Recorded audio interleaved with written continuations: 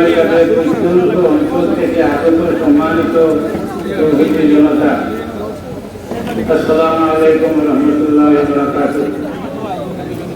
আপনারা অবশ্যই অবগত আছেন যে ডক্টর ইউনূসের নেতৃত্বাধীন বর্তমান ইন্টারিম সরকারের সাথে হওয়া 3 বছর মেয়াদী ঘোষণা চুক্তির ভিত্তিতে জাতিসংঘ মানবাধিকার কার্যালয় স্থাপিত হওয়ার পর থেকে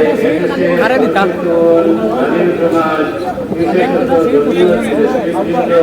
এই চুক্তির প্রকাশ্য বিরোধিতা করে আসছেন। মানবাধিকার কমিশন এই চটকদার নামের শ্রদ্ধাবরণে জাতিসংঘ ইসলাম ও মুসলমানদের স্বার্থ বিরোধী কিছু কাজের অনুমোদন দেয় এবং কিছু ঘৃণ্য কাজের প্রমোট করে। জাতিসংঘের সকল কার্যক্রম পরিচালিত হয় পশ্চিমা বিশ্বের খ্রিস্টান ইহুদিদের খেয়াল কুশীলত।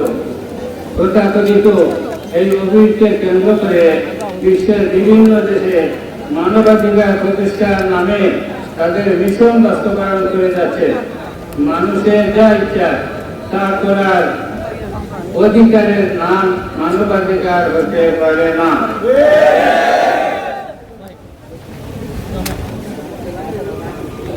ইসলাম এহেন বর্ণাহীন মানবাধিকারকে স্বীকৃতি দেয় না, কিন্তু পশ্চিমাদের নিকট যা ইচ্ছা তাই করার নাম অধিকার, তাই করার অধিকার এই মানবাধিকার বলে ধর্মের বন্ধনকে ছুড়ে ফেলে যখন তখন নাস্তিক হয়ে যাওয়া, এমনকি নবী রাসূলকে গালি দেওয়া ও তাদের মতে একজন মানুষের মানবাধিকার।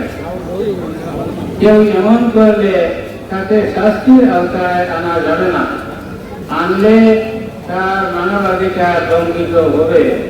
এছাড়া আরো যেসব কারণে আমরা এই কমিশনের বিরোধিতা করছি সেগুলো বলবেন আমার আমার